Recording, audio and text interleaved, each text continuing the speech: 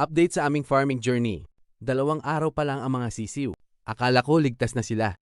Sinarado ko na ang kulungan. Pero maya-maya, napansin kong nasa ilalim na sila kasama ng inahing bebe at manok na naglilimlim.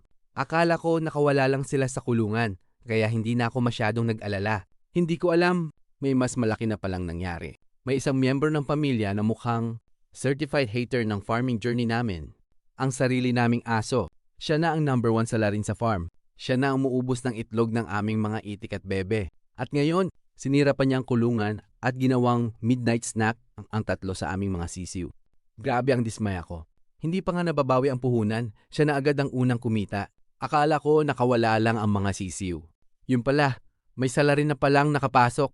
Kaya eto na, nag-upgrade na kami ng security. Nilagyan ko na ng harang ang paligid para no entry na si bossing. Ang problema, pati ang mga inahing pato at manok na naglilimlim sa ibaba, parang naka-house arrest na rin.